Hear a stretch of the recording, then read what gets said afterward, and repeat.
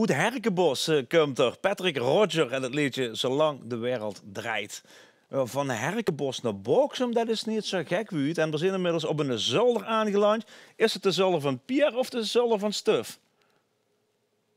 Dit is de zolder van Stuf. Ja, en doe best Pier, hè. En Stuf is degene wat helemaal achter in beeld zit. Toen mocht ze het woord doen vandaag. Dat komt ook een klein beetje omdat ze samen met Mark van Mulk om het liedje geschreven hebben. Hoe gaat de verkeerde verkleiden over?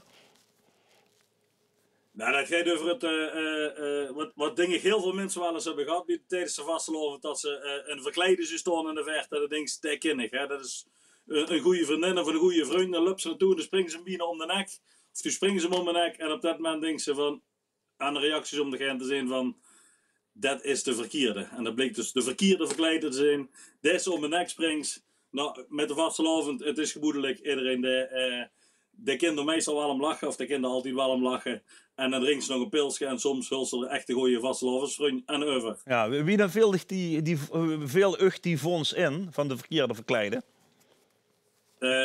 Nou, de idee is van Mark van Mulkom. Die had het idee gekomen. Die is ook met het idee, met de tekst gekomen met een idee.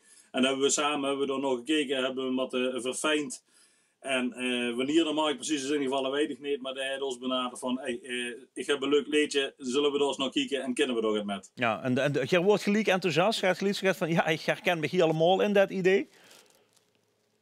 Ja, het idee vinden wij heel erg herkenbaar. Hè? Dat is wat ik zeg, we hebben ze al vaker wel eens metgemaakt tijdens een vastelovend. Dat ze even zo stonden en denken, hey, is dit? Oh nee, dat is het niet. Of dat ze er verder komt. Ja, en het idee vond je wel leuk. De melodie vond je wel er fantastisch bij. Dus wij waren heel enthousiast over dat liedje. Ja. Hey, wordt het voor Pier en Stuf weer eens tijd voor een finale plaats? Ja, wij vinden van wel. 2016 en 2017 stingen wij in die finale. En zo wie ik wel van meer erop gehuurd, maar wat ook zeker voor ons geldt, ja, dat smaakt ontzettend naar meer.